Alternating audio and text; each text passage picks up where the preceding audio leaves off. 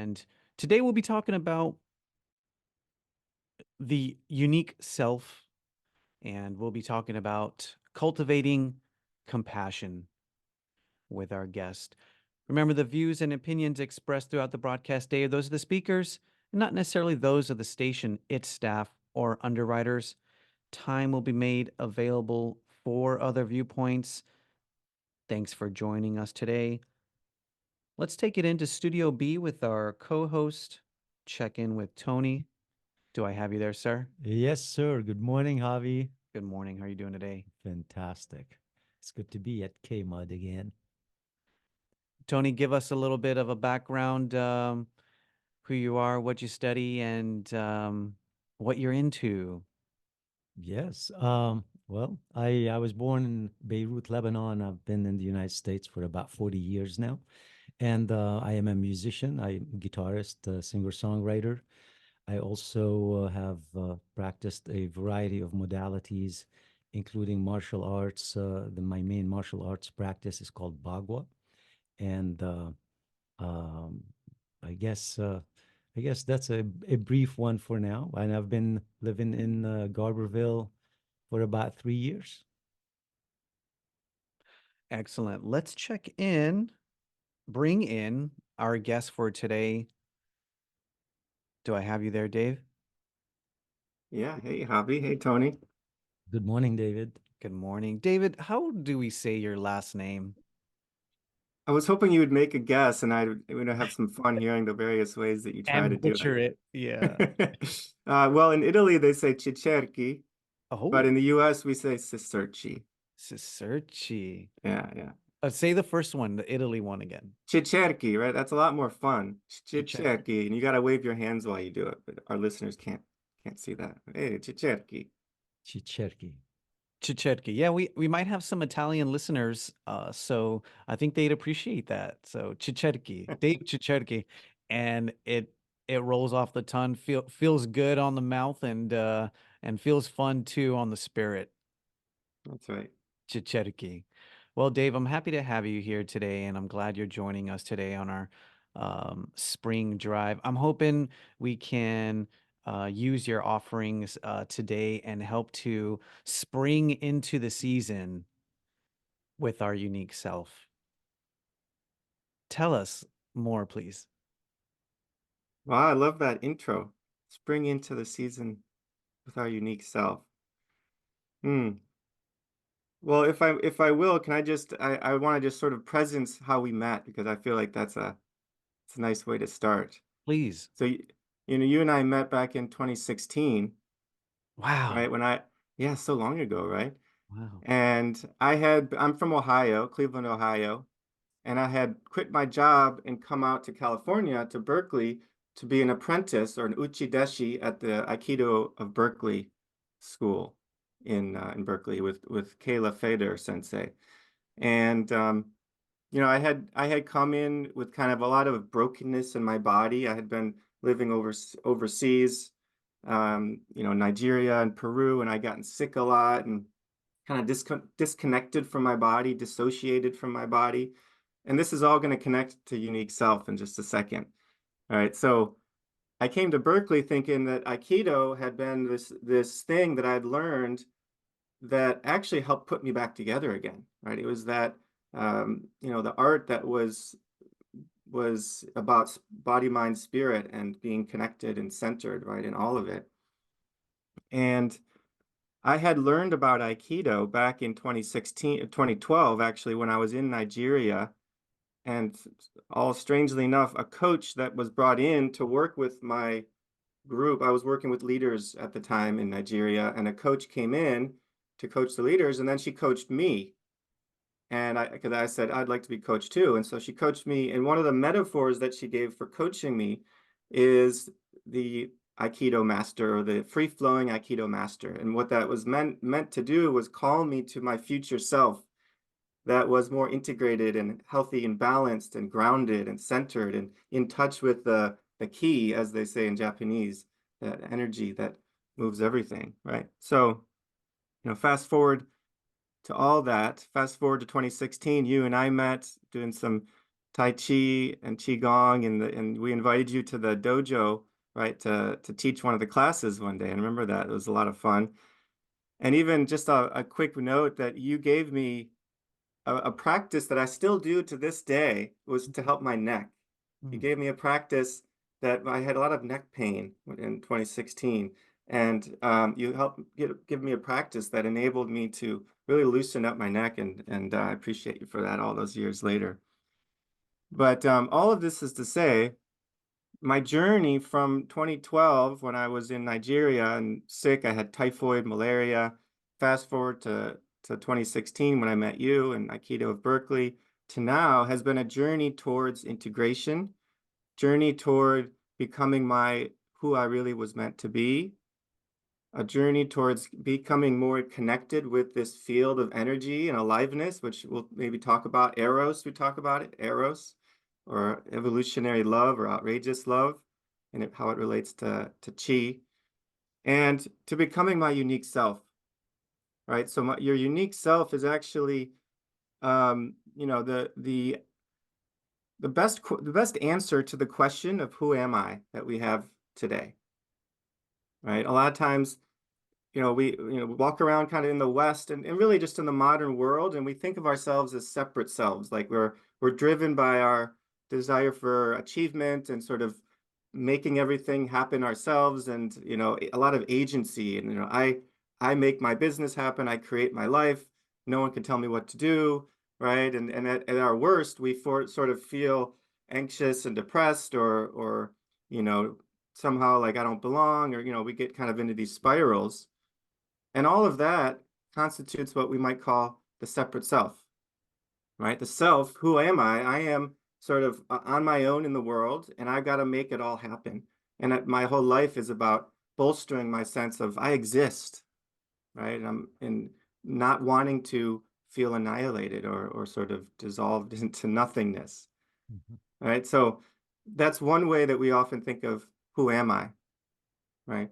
And the next way we think of it, in a lot of the Eastern traditions bring us into this realization, or a lot of the mystical kind of traditions, is who am I? I am a true self. My true self is connected with the field of chi, if you will, right? Connected with all that is. That actually this individual body, mind, heart is sort of an illusion, right? That actually there's no disconnect. You and I are actually sharing the same field of energy right now, right? We're non-local, at a distance, but we still actually participate in the same field of energy. And it's that field of that connects us all. And you could probably talk more about this than I can. But when we're able to release the fixation from who I am as a separate self and really rest into this field that encompasses all things, right? That binds all things, that binds all of us. We start to feel ourselves loosen and our boundaries loosen, and we sort of feel, our essence and kind of the source of who we are, right? So we call that the true self. But in the Unique Self Institute, which is an institute that I co-lead with my fellow Unique Self coach Claire Molinard, we actually take it the next step. And this is where unique self comes into play. So not only is it that I am a true self, my true self is connected with all things, it has no limits, no boundaries. I feel at peace when I'm able to connect with my true self, right? When you do Qigong or Tai Chi, you probably feel this, right? You feel the field as you loosen the boundaries of your sense of self, right? And it's so healing, right? It's so nourishing. But then we're able to re-inhabit our sense of individuality, not from a place of separate self, but we realize that I am a unique expression of that field of energy that never was, is, or will be ever again expressed other than through me, other than through you, right? And when we're able to do that, we can fully re-inhabit our sense of self, but now grounded in true self, grounded in the field, actually connecting with the field and feeling this aliveness, this eros flow uniquely through us. And that actually becomes kind of the compass of our lives. And so we don't have to just let go of our story and merge with the one. we can actually step in and inhabit our lives more fully as the unique expression of the one. And I know that sounds a little theoretical right now, but hopefully over the course of our conversation, we can really tune into it and feel it all within ourselves, because we're all going through one of these three selves. Most likely the first self is where we go in, about our day most of the time, this feeling of separation. But I'll just pause for a second, see what you have to say or ask. Thanks, David. For folks that are just tuning in, this is Talking Chi with Javi and Tony. Our guest today is Dave Cicerchi. Is that it? Nice. Dave Cicerchi. And so, Tony, what I'm hearing is really an honoring and a call of uh, true reality in terms of the sacred moment, for Right. lack of a better term, and honoring our individuality, and then also the source energy, but also the sacredness of the experience, that we're all having together. That's right. Yes, I mean, I think David, you touch on an incredible point here. I think the difference in trying to establish one in the world with trying to be and feel themselves special about what they're doing, as opposed to tapping into what is unique about oneself and what are the stripes and the colors that make one unique within that context of universality. Because I think the separation begins when we start to think of ourselves as really special people or special person in doing what we're doing. And then that comes at a price, because there's nothing really special about us in the context of universal beingness, because we are all under the same umbrella, in the same pool of chi, and we're all kind of absorbing the same chi. So, but what we come out with is a more of a unique approach, because each one of us has their own little story of our own little issues that we have worked through in order to arrive to a place of universal love and universal compassion, and see that oneness with the universal spirit and the sacredness of all things. And I think truly to arrive at a uniqueness with oneself, and to understand one's own true aspect of issues and resolutions, one at the end is gonna arrive to, oh, we're all one. This is all connected. There is no separation, and there was never a separation. The separation was only a sense of feeling like we are special about something, and which I think comes at a big price. Yeah, if I could, because you really brought up a really important point, Tony, is there's a subtle distinction between the feeling of of specialness that the ego wants to bolster, right? Like, I'm special and you're not, right? I'm more special Right. than you, right? Sort of being in this competitive, I'm more worthy of existence than you are, like that sort of thing, right? And I think you're sort of saying, no, that's not true, right? That we're actually we're all sharing the same field. But then in unique self, we bring back on this notion of specialness, but not from a place of ego, Correct. as you're saying, right? We actually realize that I am unique, that I am radically special, but not in a competitive way. Everyone is special in that sense. Everyone is unique expression of the one. So there will never be another Tony exactly the way that you're manifesting right now, another Javi the way that you are right now, and all the thoughts and all the feelings and all the presence of your being, Javi, and your energy, right? And your intention and your desire and your connectivity, right? There's only one of you that ever was, is, or will be, right? That is special. But again, not from a place of ego. We can re-inhabit our uniqueness or our individuality through a lens of uniqueness and live a more radically free and connected life. Right. So, Dave, take us into the thick of it now. Yeah. Let's dive in. Yeah, the thick of it. Yeah, so let's go back to this sense of separate self for just a minute here, because the interesting thing is that the feeling of separation is not a mistake, right? It's actually it's intended by the universe that when we come out of our mother's womb, we come from this sort of undefined fusion with all things. It's a very small understanding of who we are. Like I'm just my mom, right? That's who I am. And we come into the world and we start to say, wait a minute, we bump into things, we trip and fall, right? And we start to grow and start to realize, wait, I'm different from my mom. And we start to learn how to feed ourselves and to move about the world and learn knowledge. And, we actually, our individuation is part of the process. We learn how to become an individual. But once we do have a healthy sense of individuality, it's our job to realize, reconnect with the actual deeper truth, which is that we are one with the field of all reality. But what gets in the way, and this is what comes back to what you mentioned, the cultivating compassion, which is the workshop that I did a few weeks ago with Claire. When we see ourselves as having to prove our existence, we all have these sense of, we grow up and we get wounded as children. We all do. No one can escape that. We all kind of collect these beliefs about ourselves, and it could be I don't belong.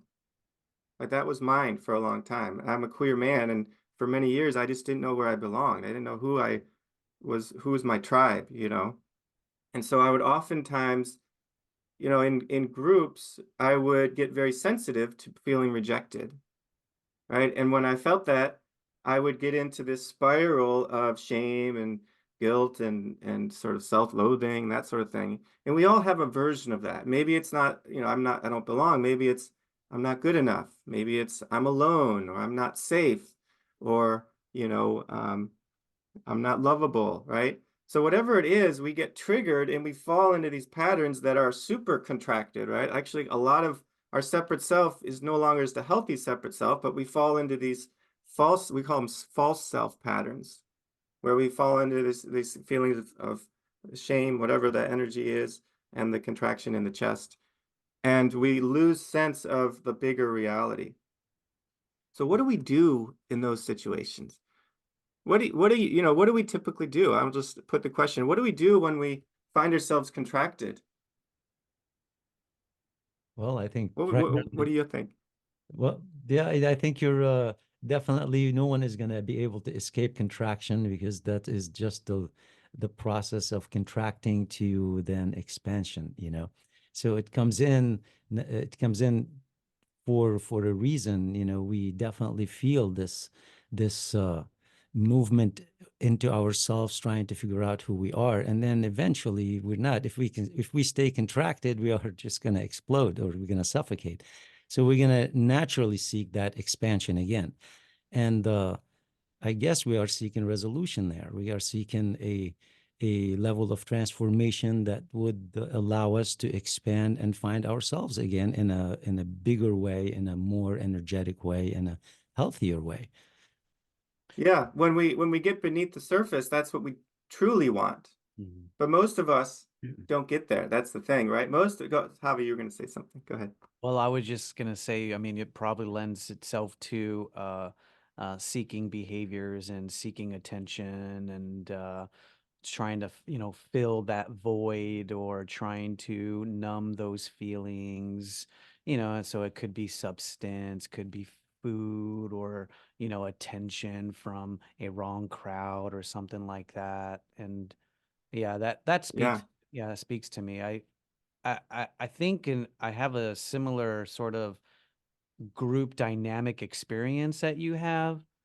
And in martial arts for me was always a return, an experience of like returning to true self. I couldn't explain it in that way, but to go through go to move through this sacred art and do these sacred movements, there was a sort of rebuilding, if you will, or that realizing. And, so those questions of like, who am I and what's really going on and what am I to do and what to do here, those would often be running in the background. So I knew that there was something deeper going on that I really needed to tend to. Hmm. Yeah. Yeah, exactly. So, the first thing that you said was most of us tend to do this most of the time, which is in some version or another, we beat ourselves up. why do you feel that way? And we say, well, I'm not supposed to feel this way. I'm not supposed to do this. I'm supposed to be like this. And we kind of go into these loops of judgment, right? And what my approach was to either do that, or I had this thing where I started meditating when I was 16 years old. And so I learned very quickly how to escape my discomfort. So, and it was actually a beautiful experience. Of course, meditation, I recommend it for everyone. I've been doing it the last 20 some years. But what I learned is that, I was able to transcend my experience of feeling separation. I would connect to this. I learned transcendental meditation. So we talk about the unified field, right? And the transcendent bliss that comes from it.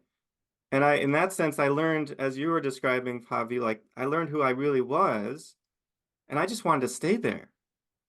Right? For many years, I actually was like, well, all this small self stuff, I didn't use the term separate self at first, but yeah, it's all an illusion anyway. So why not just keep meditating and just rest in this field? Like, why would I ever want to be anywhere else, right? So that's another approach that we tend to do. And the problem with that, of course, is every morning we wake up, we open our eyes, and we're in this human body again. So we can't actually stay there and neglect this human experience. And that's what I had been doing for a while. And that's why when I met you, I was so broken and distraught. Like I was fragmented. Right? I actually neglected my body and my needs.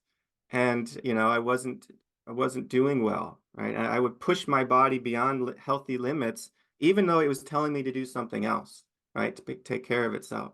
Because I was connected with the field, I was transcending all this illusion anyway, right? So, why not, right? So here's the thing. Another approach, though, that we can offer, which is what we do in Unique Self Institute, is we befriend the ego, we befriend the separate self. We actually be in relationship with it. We don't try to either fix it or beat it up, and nor do we try to transcend and ignore it. We actually just, what it would be like if whenever we felt these feelings, and I think you're describing this, Javi, the way you experienced it, is we're just with them, right? We actually just pause and say, hey, you're struggling right now, separate self. You don't have to use the word separate self, but hey, Dave, you're struggling right now. It's okay. We all struggle at times. Right? And this is where we bring in compassion. And so, unless we bring in compassion, we'll never truly feel integrated and whole. And self-compassion, contrary to what a lot of self-help folks think of it, is not actually me giving compassion to myself. It's actually me opening up to this field of love that we all participate in. So I'm using kind of different words for the same phenomena, right? The field of energy, field of love, the field of eros. It's all this infinite field of bubbling, binding energy that brings all things towards more wholeness and more interconnectivity and more love, right? And by opening up to that field, I invite the universe itself to bring compassion into my being, right? And so a practice that any of the listeners can do, maybe not if you're driving, maybe you can do it if you're driving, is just, find the place in your body where you're feeling that contraction and just be with it, breathe, put your hand on your heart wherever you're feeling it and ask yourself, what would it be like if I had just a little bit more compassion in my being right now? And just breathe and keep asking that question, right? And then the next question that helps to open us up to this compassion, this field of love, is what do I care about right now?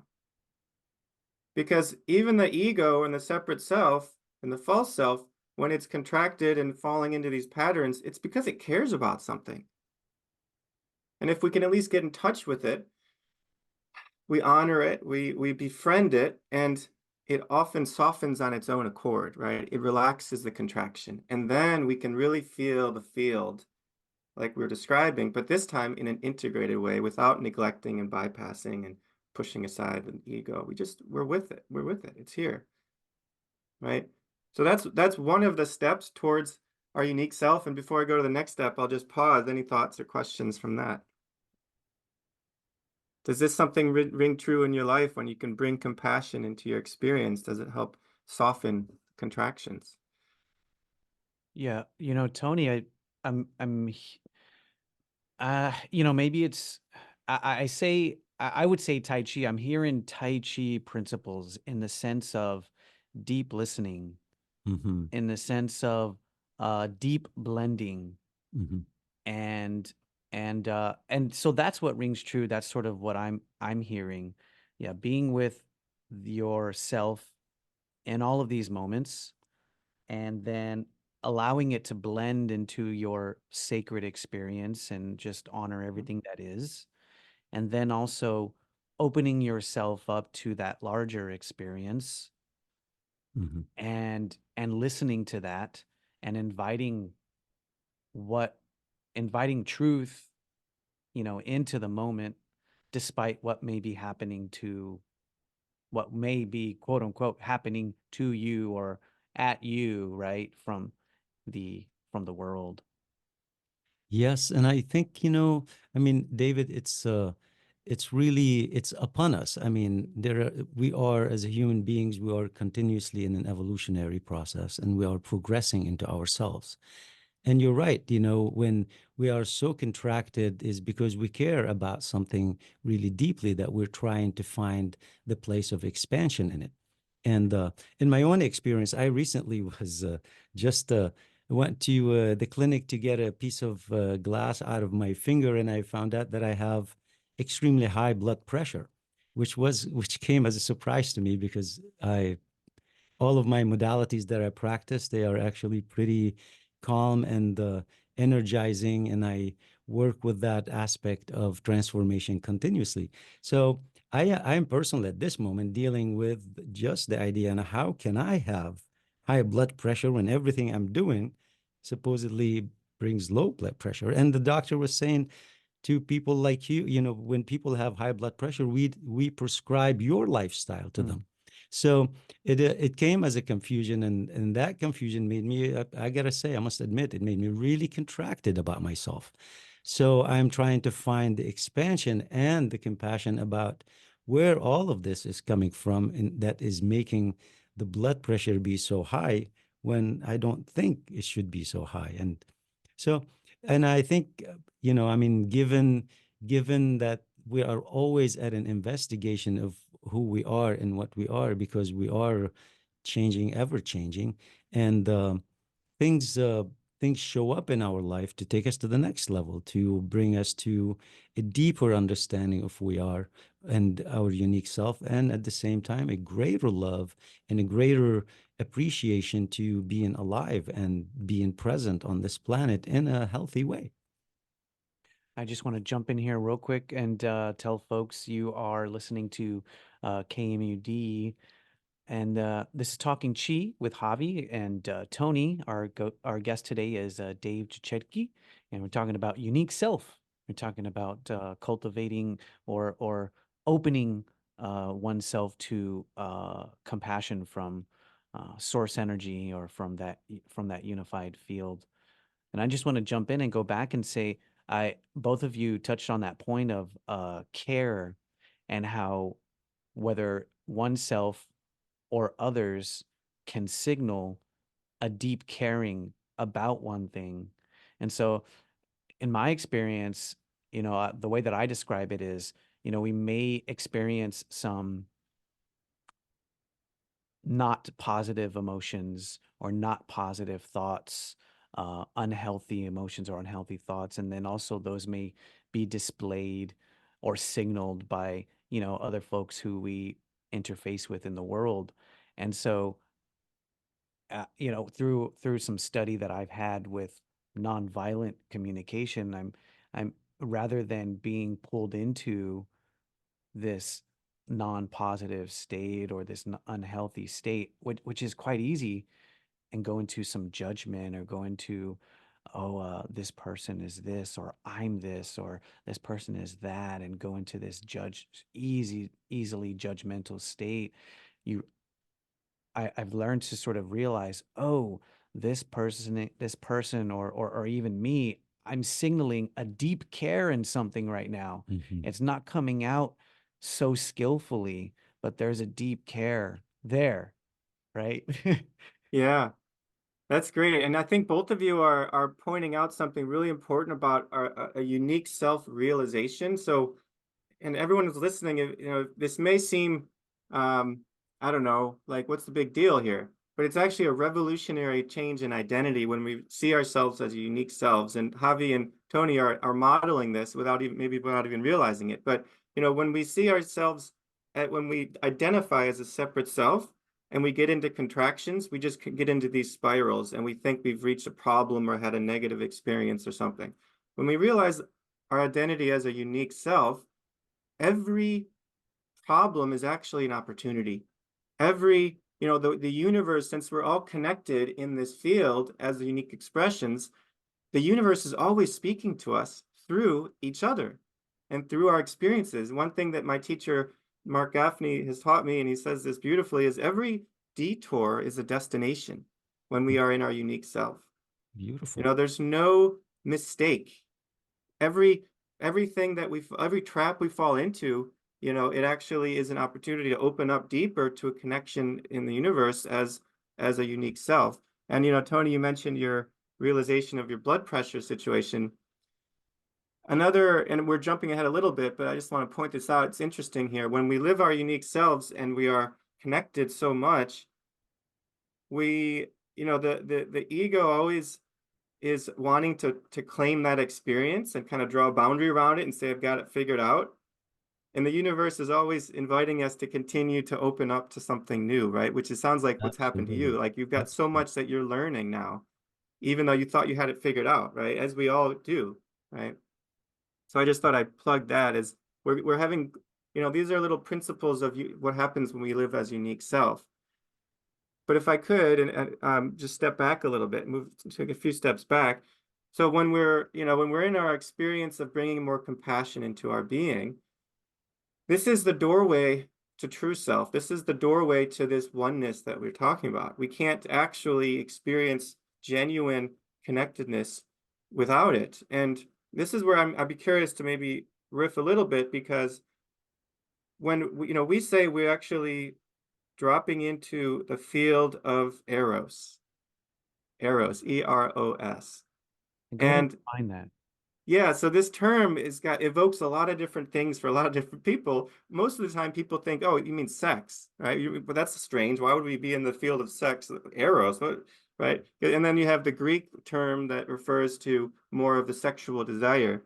But in the unique self-teaching, we don't actually define it as such. We define it slightly differently.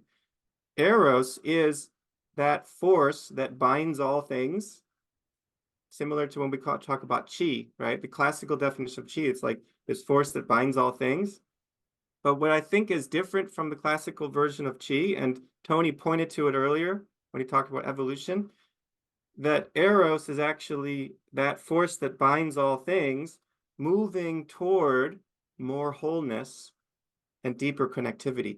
So there's actually a movement, evolutionary movement. So this Eros is the field of chi moving towards deeper wholeness, greater wholeness, and deeper connectivity. So it actually evolves everything towards higher levels of coherence, if you will, right? And it's the same force that started the Big Bang, right? It's the same force that created the conditions in this solar system for life on Earth to emerge.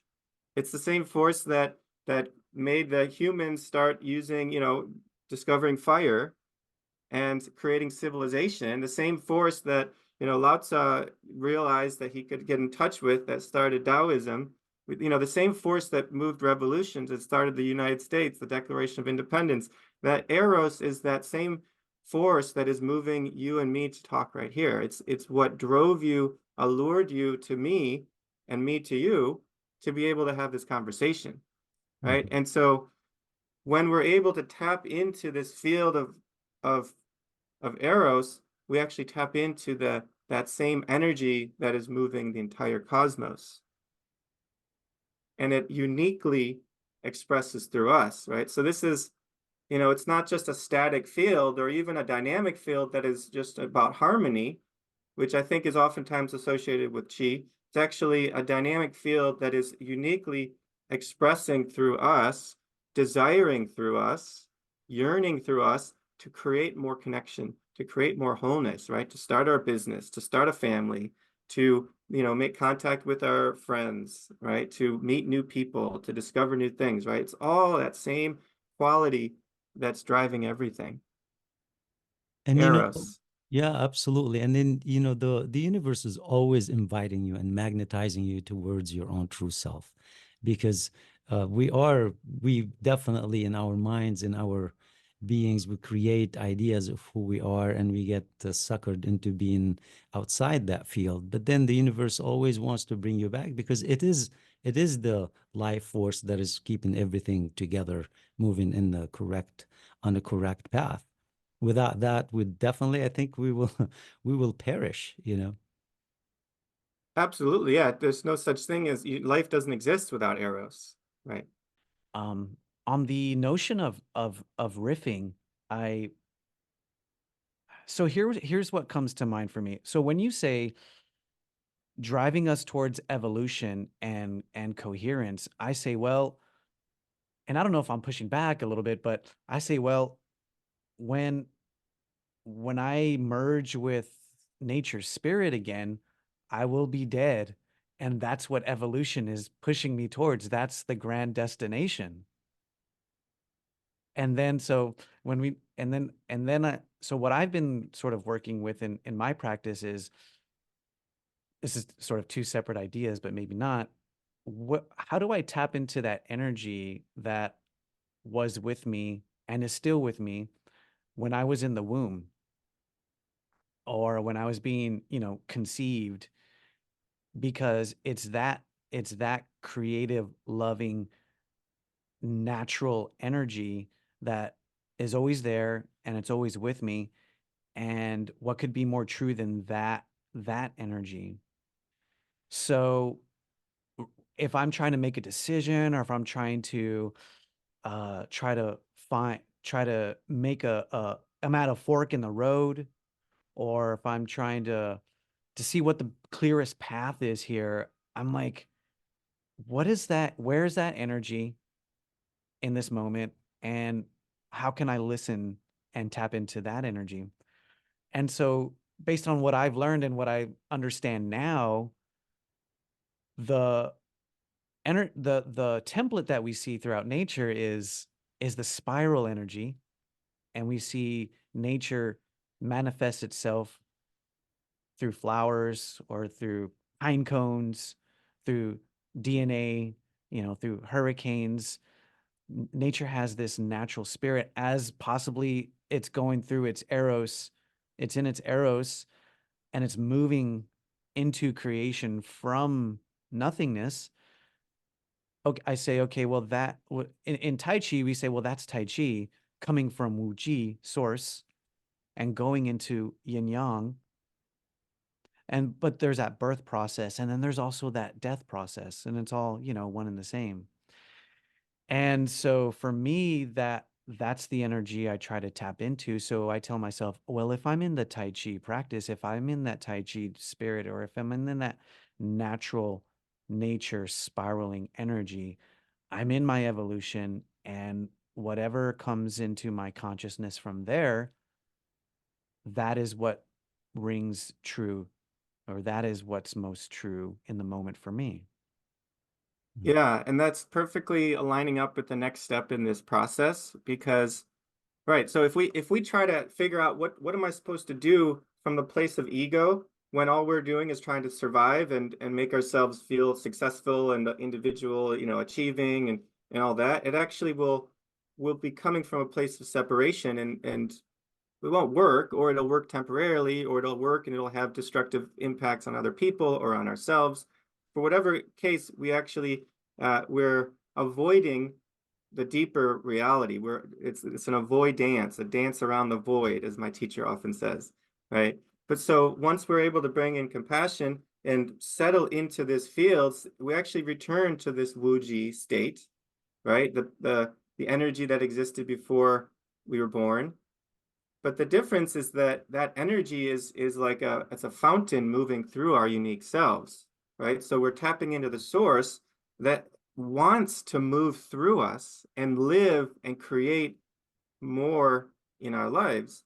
And so, once we're able to get beneath the surface to that deeper reservoir of chi, of eros, the question we ask is, what does reality need from me right now? Or we can say it's slightly different. What is needed right now? Right. And from that place, we can actually listen. You mentioned listen earlier. We listen for the response. And now it won't come from ego because we've already befriended the ego and immersed ourselves into a deeper place. But this time it'll come from our unique selves. Right. We actually think of it as a puzzle piece in a puzzle. Right.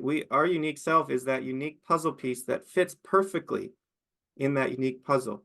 And so if I could just sort of formalize the definition of unique self for a second, you are a unique self, which means you are an irreducibly unique, irreducible meaning I can't just say, oh, you're an Enneagram type this, or you're a Yang type this, or you're a man or whatever. It's irreducible. Words will not ultimately capture who you are, right? That's what that means. You are an irreducibly unique expression of the field of chi, of eros, of love intelligence, that is the initiating and animating eros that moves through all things. As such, you have a unique perspective, a unique quality of presence, and a unique set of gifts to give in your unique circle of intimacy and influence that nobody who ever was, is, or will be can give other than you right now. Right. So when we ask the question of what is it that's needed right now, what does reality need? We're asking, what is the greatest gift and my deepest heart's desire that I can express that's needed in the circle of people that are surrounding me and influence, right? So the circle of even just the biosphere, right? The animals, everything, right? What is needed right now? And when we're able to tap into that, we actually feel at Eros moving through us. We feel our radical aliveness. We feel on purpose. We feel clarity about what our life's about. Life is self-evidently meaningful. There's nowhere to go, nowhere else to be. We actually are just in the field of chi as it's moving through me dynamically, not prior to my birth, which is the source, but it's actually as an emergent. It's new. It's something that never was before, that's new and able to be offered to the world. And so it really radically fills up our whole lives with meaning and purpose and aliveness. I just want to say, for folks that are listening on the radio, Dave is just, it looks like he's standing up doing this dance, and his hands and arms are animated, and his body's animated as he's expressing this energy moving through him. And I forgot to give out the number if folks want to call. It's 923-3911, 707-923-3911. Yeah, I'm really glad you brought that up because, the litmus test for living your unique self is your aliveness, right? And that you feel alive, right? It's moving through you. And it may not always be physical movement. I just happen to, as I mentioned, I do Aikido, and I'm always in my body, right? And so it's always my thoughts and my words are always associated with my bodily movements, right? But that's what I want all the listeners that are hearing this right now, if they're not feeling radically alive in their life, I want them to know that there is a possible life where you're actually meant to be your unique self. That there is a life of full radical aliveness that's self-evidently meaningful, that's possible in your life. And so if there's an inkling of allurement and curiosity, like I want everyone to trust that and take just one more step closer. Yeah, Tony, for me, when I and David, when I ask myself, is this the quality of life that I want to have right now? So, when it comes to chi, energy, qigong, the practice, we talk about quality and quantity, quality of energy and quantity of energy.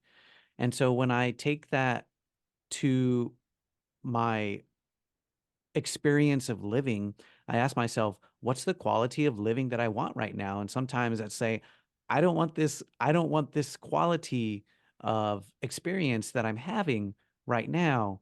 And then I'll do this, dance, in my brain. Okay, well, I'm experiencing, the colors of life and living and, in my emotional body and, try to present it as an opportunity. But I, I think that's a really good I think it's a question in terms of being alive in oneself. How do you know when you're experiencing those sensations of being alive in contrast to those sensations of being contracted? Because sometimes I think you can feel like you're alive, for lack of a better term, you're alive in rightness.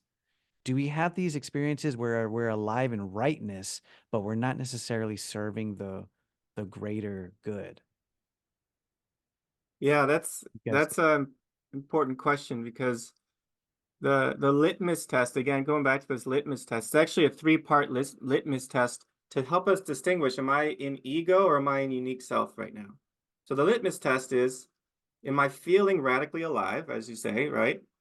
But as you're also pointing to, sometimes we're radically alive putting someone else down. Like we feel really energized doing horrible things, right? So how can that be eros? It's actually what we call pseudo eros, when our aliveness is in at the expense of someone else or something else. That's actually still an ego, and that's a pseudo eros experience. But it's the experience of radical aliveness, as I mentioned earlier, moving towards greater wholeness and deeper connectivity. So we can actually assess our situation and say, well, is my aliveness actually promoting more wholeness in other people? And is it helping me connect with other people? Right? And if it's not, then it's likely some version of separate self, disguising itself as something good or something wonderful, when in reality it's just a disguise for the ego's desire to feel alive in kind of a separate way. Does that respond to your question and inquiry, Javi? I think so. What do you think, Tony? Yeah, I'm definitely listening carefully at this moment, just because I am in a very investigative uh, quality of mind, trying to figure out what's going on for me with my high blood pressure. And I think, yes, we do, partly part of the challenge of being on this planet is you are faced continuously with opposition, and we've been given we've been given the ideas to be able to release from our own grips to how we are conducting ourselves with the opposition. And yes, if you feel your aliveness on walking on other people or putting other people down, that's definitely not true aliveness. That's definitely a murky way of trying to find power. That brings us to a more of a destructive level of aliveness, as opposed to the aliveness that comes with embodying one's true and unique energetic self and being able to see the level of engagement that is pure and clean, having a clean engagement with oneself. And I guess the fine line, where is the fine line? Now, for me, there are challenges that come my way continuously, and like everybody else. And I am also presenting a solution continuously, because I personally seek solutions, because that's how I am invited into growing my chi. And so the fine line, I think, for me is, while seeking that resolution and the opposition is still persisting. Now, what are the measures in that test that you can how do you come to a point of measuring yourself to find out that which is working for you without incurring any injuries or incurring any defeat or self-defeat, for that matter, while allowing opposition by itself to exist? And for me to coexist with opposition. So how does that play out in the test that you're describing right now, David? Hey, Dave. We have a caller, and let's go ahead and get them in before the top of the hour, and you can respond to the caller and then also Tony's question. Sounds good. I think we got Chris on the line. We have one of our regular callers. Am I correct? You're right. Thanks, Javi. Hey. I had a couple thoughts. One was, I think society, living in the constraints and the rules of society suppresses or can suppress our individual being. And so I would say if people are feeling constricted or suffocated, not conforming, breaking out of conforming to what the greater structure of society around us tries to force us to do, is it's both scary, but it's going to make you feel alive. The second thing I just wanted to say is, well, I was going to ask Tony, I don't want to be too conspiratorial here, but essentially I wanted to ask if you have been vaccinated for COVID. No, I have not. Oh, okay, cool. The other thing that made me, I was just thinking about your high blood pressure, and I'm no doctor, but it made me think that perhaps that could be caused by either something that's going on internally, medically with you, an issue, or maybe like me, I feel like being more aware of the greater things that are going on in the world around you can seep in and perhaps give you kind of get into your body and give you an underlying sense of uncertainness or anxiety, even if you're practicing being calm and all the other good things you're doing. So and last thing I'll say is, for me, I find myself being able to escape the ego occasionally, or I have to check myself, obviously, but by realizing that I'm going to be dead soon or at some point, and so I'm thinking of what I'm doing as like passing the torch, and realizing I'm just like carrying the torch and handing it off in a marathon that's much larger than I. And I don't think you have to overthink anything. I think trying to not think too hard about what's going on, just being calm and quiet and letting your body do what it naturally wants to do, if you have that opportunity, is the way to find yourself. But anyways, I'll listen off air. Sorry. Thanks for the time. Bye-bye. Thank you, Chris. Thank you so much. Actually, you are right. Am I feeling anxious for all that's going on? And there is a lot going on within and without. So you're totally right on in that. So Thanks, Chris. David? Yeah, so thanks, Chris, for your comments. A couple of things I just want to, some important distinctions, and this relates to the litmus test question before. Chris mentions sometimes it's actually our time to sort of let go of the conventional conformity in society and go our own way, right? And there's a really important distinction, though. When we do that, I'll just name, there's three stages. There's pre-conventional, there's conventional, and there's post-conventional, right? Pre-conventional is mostly when we're an adolescent and we don't know the rules of society. We don't know how to conform. We don't really care, perhaps, right? And then we learn to fit in. We learn what we're supposed to do, the kind of job we're supposed to have, whatever, conventional, right? We actually fit in. And at some point, we feel tightness and squeezed. Oh, I know we're getting low on time here, but are you speaking? I'm not talking. I don't hear you, Javi. Are you talking to me? Oh, okay. So then the litmus test, and I'll just be brief here, is that when we are moving post-conventional, we actually retain our ability to fit in when we need to, and actually in service to society. But we have to, I say, let's watch ourselves. Sometimes we push against society and actually in a way that is we close off to society, right? And that actually it can be regressive move. We regress into a pre-conventional sense of, oh, I don't need to hear and listen to anyone else. I am my own self, right? But so it's a subtle distinction between pre-conventional and post-conventional. And last thing about, and I know we're only a few minutes left, is sometimes it's important to go into our body and just let our body do what the body does. But ultimately, our mind is part of us too, right? And so being able to if we're overdoing it on the mind, we got to go into the body. But sometimes we overdo it on the body, and we got to allow our mind to help guide us too.